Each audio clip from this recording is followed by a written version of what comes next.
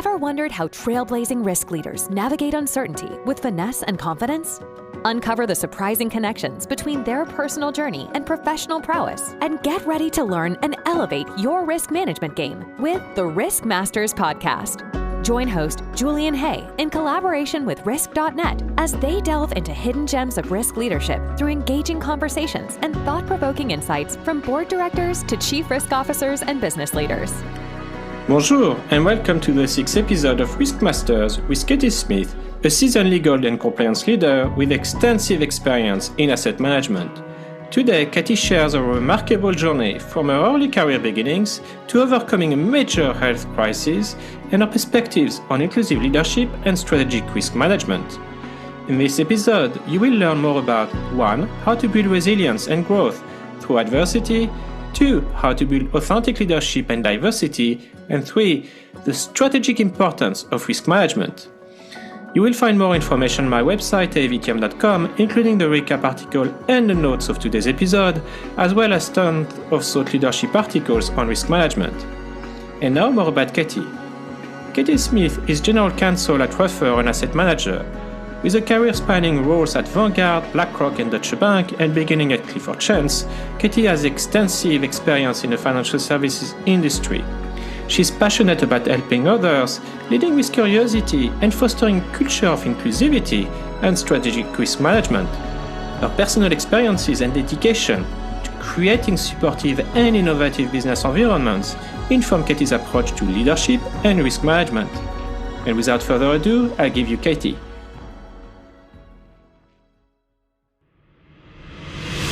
Welcome to this new episode of RiskMasters. Today I have the pleasure to welcome Katie Smith. Katie is General Counsel at Ruffer, an asset manager. She had a long career, I think, in asset management, and we are going to come back to that. Previously, she worked at Vanguard, and you started your career at Clifford Chance. And we're going to come back, actually, to your career path. It's going to be my first question to you. But Katie, welcome with us today. Thank you for having me. So, Katie, how did you get to where you are today? I think it's been a combination of trying to take roles where I can work with interesting people, where I can work to help. I've found out that helping is a big motivator for me. And sometimes just being a little bit brave and leading with curiosity. And I'm sure we will come back to that because we are talking before the recording about what motivated you to get into the industry. And people seems to be a central theme for you. Yeah. But firstly, let's go into your morning routine, actually. And again, we were talking about that just before. I am an unnatural lark in that I think left to my own devices, I'd very happily be a night owl and was. But a combination of parenthood over the last 18 years and work has made me a morning bird. I get up at 5:30. I meditate for a while, I walk the dog, and then I go to the office, and I like to be in by 7:30 because I really enjoy that quiet time before the rest of the office wakes up for the buzz. When I'm walking in, I like to listen to the Today programme, and failing that, I like to switch off all music and just listen to birdsong as I walk across Green Park. What is the hardest challenge you had to overcome in your journey, and how did you bounce back from it or recover from it? I used to think I'd been exceptionally lucky in my passage through my career so far. I've had some amazing roles and worked with terrific people, but the biggest challenge, I think, happened almost 2 years ago. I had just started at Ruffer, which has been a wonderful experience, and then out of nowhere I had a massive heart attack and came very close to dying. The reason for it remained unclear for a very long time. I was, fit and healthy, and the recovery from it was incredibly complex. And sitting there in what was then my mid-40s thinking, will I survive? What will happen to my children? What even is work after all of this was tricky, and it forced me to do things which I find hard, which is to be reliant on other people, to sit with a degree of uncertainty and to wait and to have patience. And I am incredibly grateful to all of the amazing healthcare workers who looked after me, whose own patience and kindness I don't think I could ever seek to emulate, although we'll always try. And, I'm really lucky 2 years later, I'm very healthy and I'm robust and I'm strong again. But dealing with that was incredibly frightening, and then it was humbling, and now I find it very leveling. Well, firstly, I'm very sorry to hear that, but I'm absolutely thrilled that the recovery is going well. So fingers crossed, things are going to continue in that way. Thank you. What inspired you to become such an inspiring leader? And you just gave an example of it. So I think it's very kind of you to call me inspiring. I just always try and be myself. I don't think you can be anything else in life. If you try and pretend to be anybody else, I don't think anybody is that good a faker, even the most method of method actors. Finding your voice, having it appreciated, is important to me, but also looking out for other people, looking to nurture and develop the people that you work with. And in my industry, looking out for the best interests of the people whose money we look after as well. So for me, in life, broadly, leading with kindness is an important thing, and repackaging that and working out how that shows up in a business environment is a fundamental aspect for me. and if I were to build on that and your growth and your path, how did your gender impact your career so far and your journey so far? I think in ways which constantly reveal themselves to me, because if you had asked me that question 10 years ago, I would have said that being a woman, there was no difference in the way that I had been treated, and that remains true. I don't think being a woman meant that I was treated any differently in my professional environment. What I reflect now, though, is the nature of difference that I felt being around the table in increasingly senior roles, where it became clear to me that I was often the only woman, or maybe there were a couple of us if I was lucky. And so I was inherently different. And although I might not have overtly been treated differently, I experienced that difference. And to start with, I think that difference made me quieter, and it made me shyer, and it made me less keen to use my voice, which is not how I am by nature. But gradually, I grew with confidence and learned to accept my place at the table. And what a funny word to even use, to accept, as if, someone had permissioned me in. I got there because I was good at my job. I was there by my own merit. So that realization over the last few years has made me very cognizant of other people around the table who might be feeling their difference.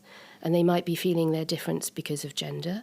They might be feeling their difference because of race. They might be feeling their difference because of sexual orientation or different ability. And I have very consciously, as a leader, tried to make space for their voices, to encourage, to lead discussions with more questions than answers, and to create space for divergent voices.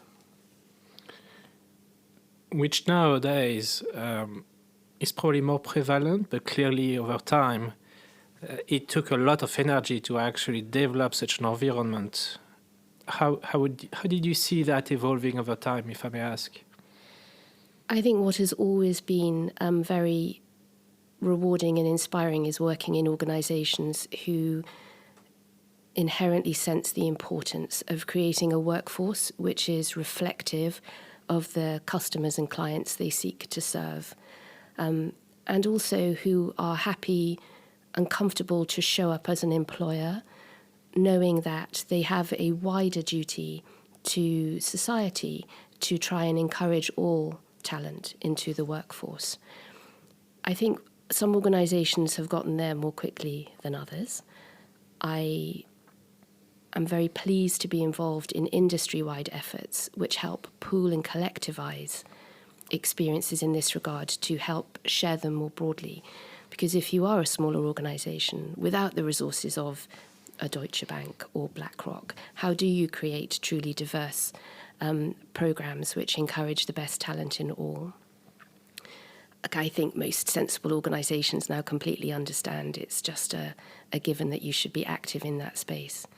In more difficult circumstances, economically, I have seen organisations start to peel back a little bit from commitment to this kind of work, and I would say at that moment in time, it is the point to double down on that work, to really access a talented workforce who will be able to power your business forward. It's an interesting one because I've observed the same. Clearly, economically, and the economic plays a role. The other area for international organization is also the diverse culture wide groups can face in their footprint and different variation of the principle that are supposed to guide the organization. I will call it this way. But we probably can discuss that a little bit later if we still have a little bit of time. How would you describe what you do, and what do you spend the most time on?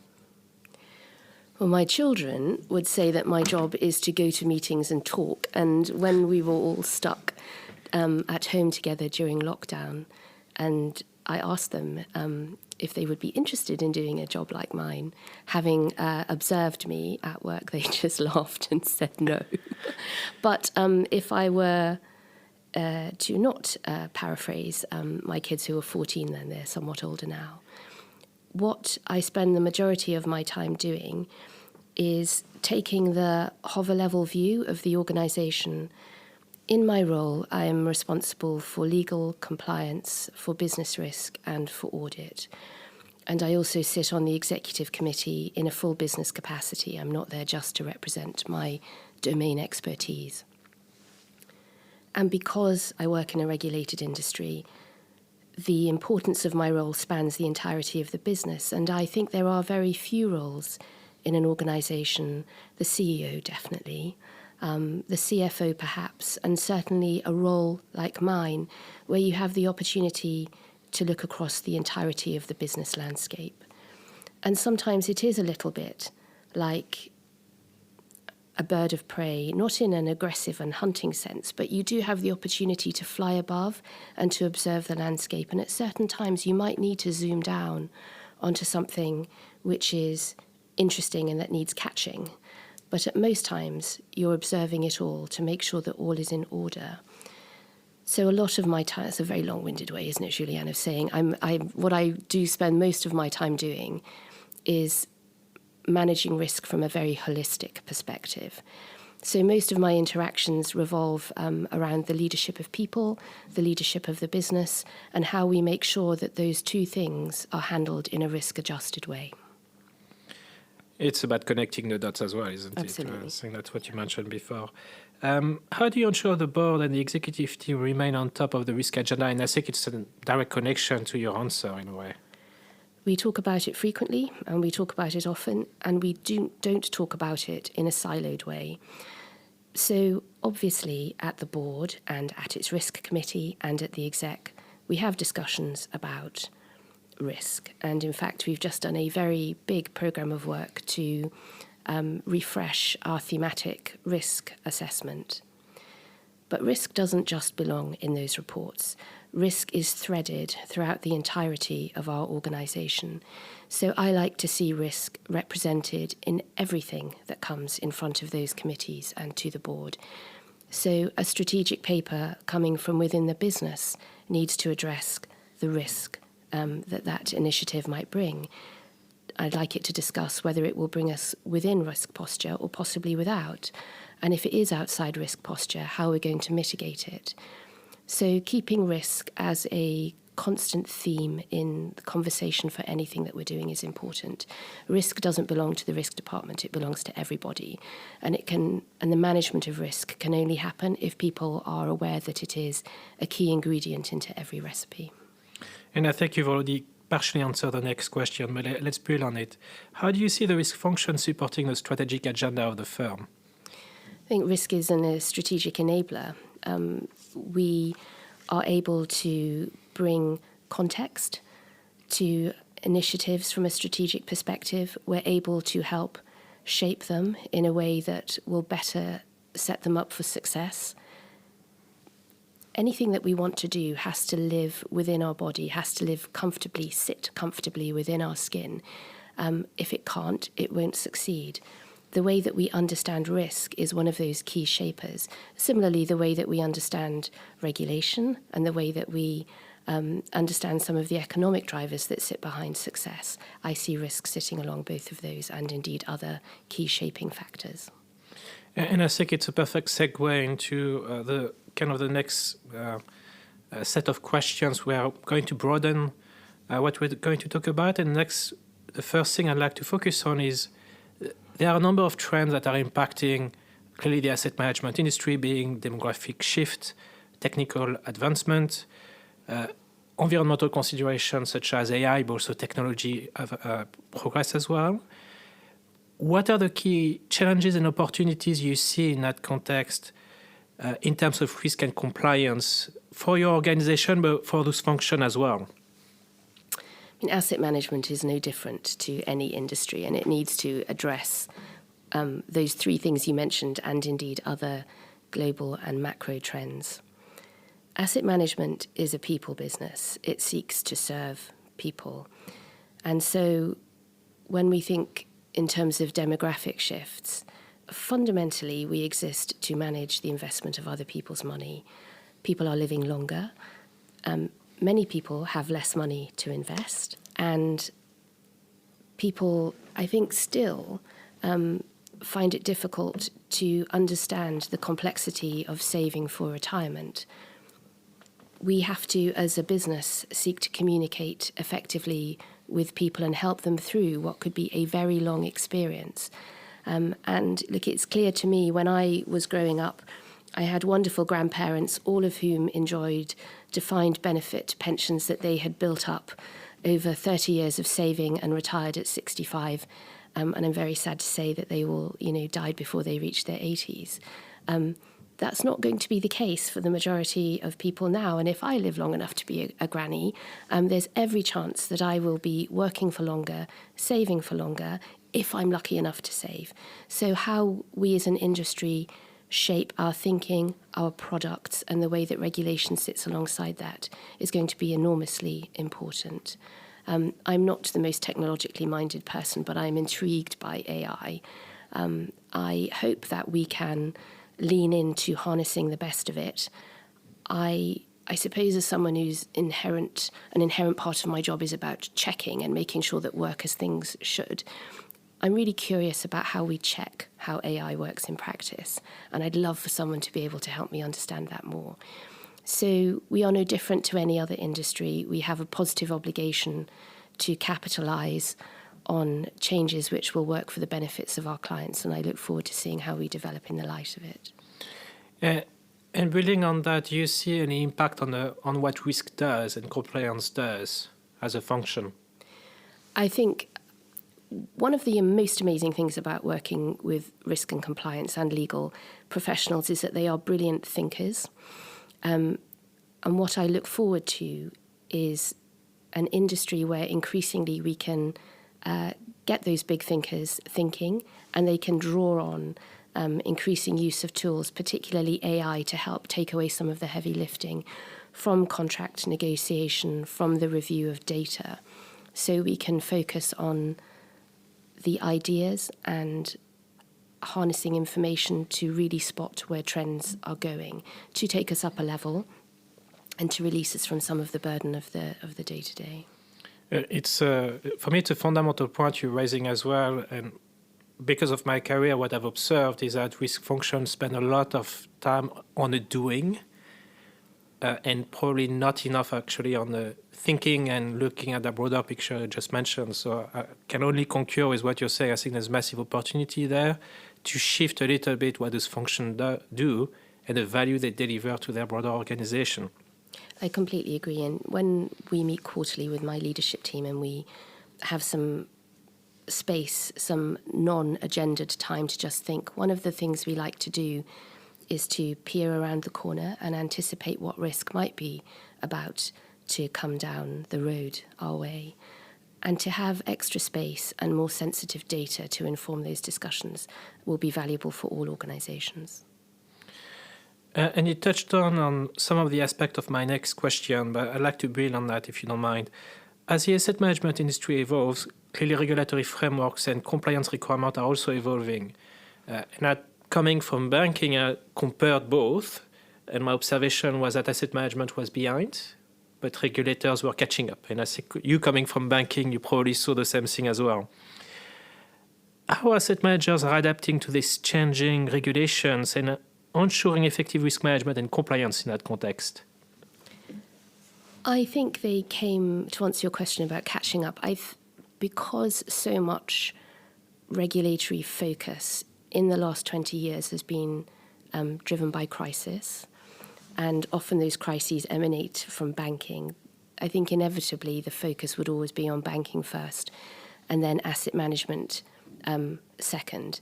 And in a way, that's a nice thing, because asset management has not been the epicenter of crises in, consumer investing. Hooray! But because of that, sometimes asset management can feel a little bit like a bridesmaid when regulation is passed down to them, and there can be an instinctive response of saying that doesn't work for us, and sometimes it doesn't. But where I think as an industry we need to pause and work with regulators to both shape forthcoming regulation and respond to regulatory initiatives is to do something which is what brought me into the industry and keeps me there, is to put the clients first and say, in this initiative, how will this benefit clients? I think our industry has a good way of doing that, and we need to continue to build on that. Regulatory change is an inevitability because our world doesn't stand still. We've just been talking about big macro changes, and regulation will need to respond to that. We need to welcome regulatory change, work towards it, engage with it intelligently, and seek to develop it in a way which creates outcomes which work for the best interests of investors. I always tend to see as well regulations and regulators acting on things we should have done as an industry and didn't do, so they're stepping in, which clearly has been the case in the banking industry, but I can see also some of those trends as well in asset management.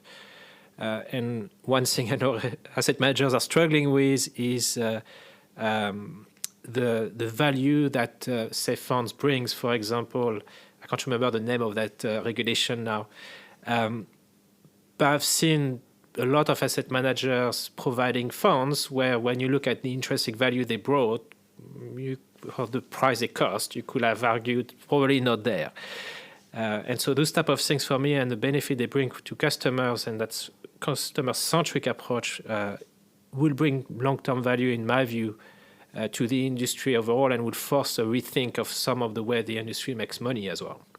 Yeah, I agree. I mean, fundamentally, we exist to look after other people's money, and it's not just a pot of money. It is their hope, perhaps their hope of retiring, their hope of saving for something, or, one of the most basic features of existence, security. What we need to do is encourage people to invest in a way that doesn't feel bewildering or overly complex, or that they're going to be ripped off. It is sometimes, I would say, a shame that you need to rely on regulation in order to enforce that. That should be a table stakes requirement of the industry in the way that we want to show up and behave.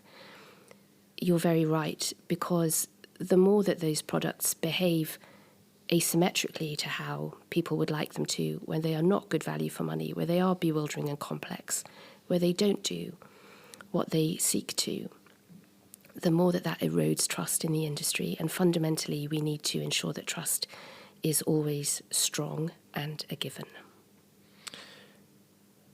And with that, with the increasing complexity and interconnectedness of financial markets, how important do you see collaboration and information sharing among asset managers, regulators, and industry stakeholders when it comes to risk and compliance management? And you touched on already on some of those aspects, but can you build on that a little bit more?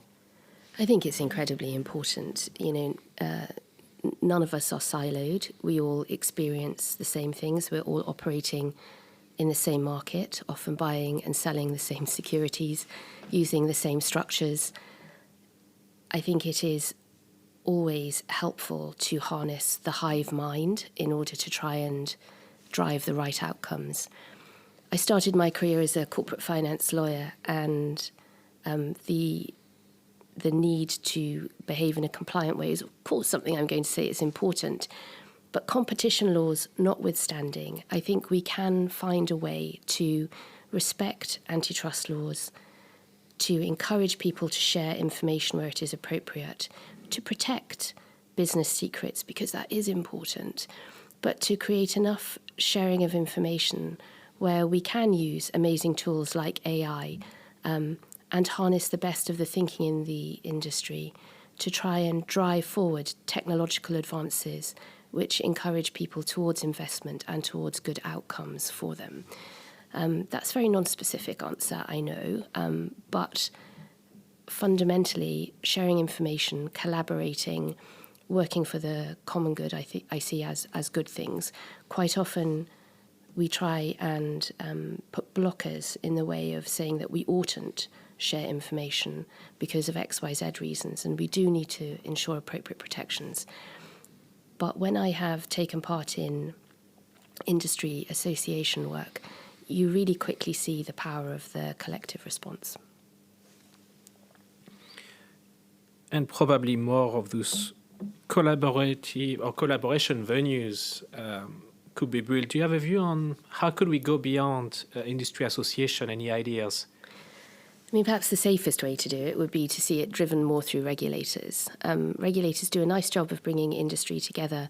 My experience is it can be very episodic and it doesn't continue. So, established industry fora, I think, would be very good. Some of the professional services firms do a very good job at bringing people together occasionally. But again, it is occasionally. How do you drive ongoing connected change?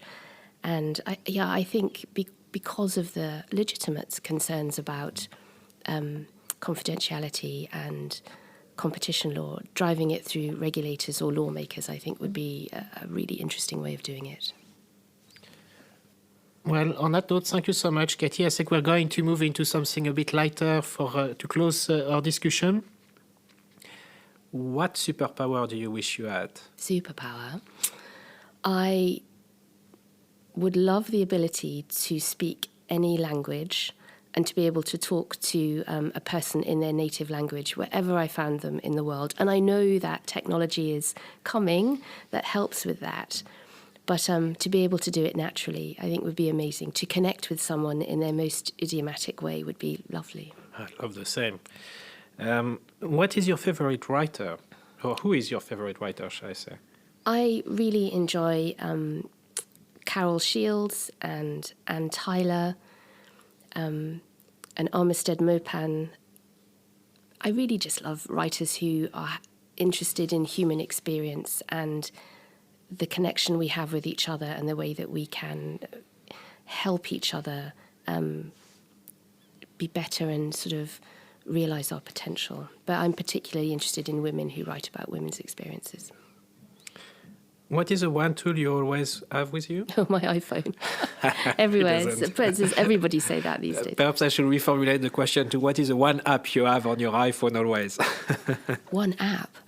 Maps. I've got no sense of direction. Where can people go to learn more about you?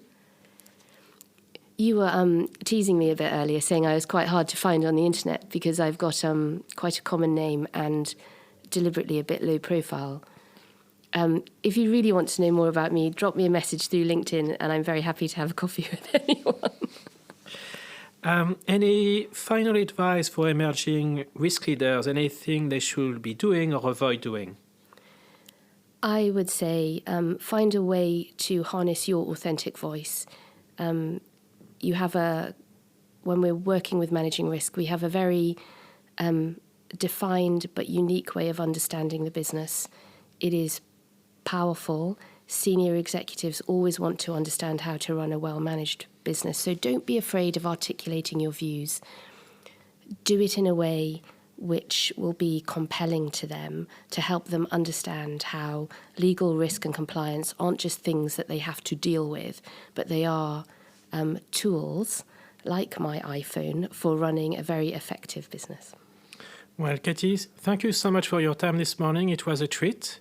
I wish you best of luck, and I hope to have you again on this show. Thank you so much, Julien. It was a pleasure to be here. Thank you.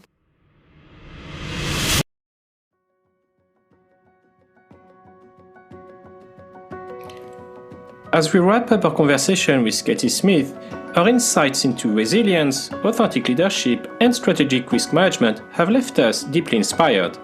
Katie's journey, marked by overcoming significant personal challenges and fostering an inclusive work environment, underscores the power of patience, kindness, and the courage to lead with integrity. A heartfelt thank you to Katie for sharing her invaluable experiences and wisdom with us on RiskMasters today. Her story reminds us that resilience, diversity, and strategic thinking are essential ingredients for mastering risk and achieving business success. To dive deeper into today's episode and access show notes, transcripts, and more, visit my website avitium.com. And remember, keep pushing boundaries, keep making an impact, and never shy away from becoming the master of your destiny. Until the next time. Thank you for joining us on RiskMasters today.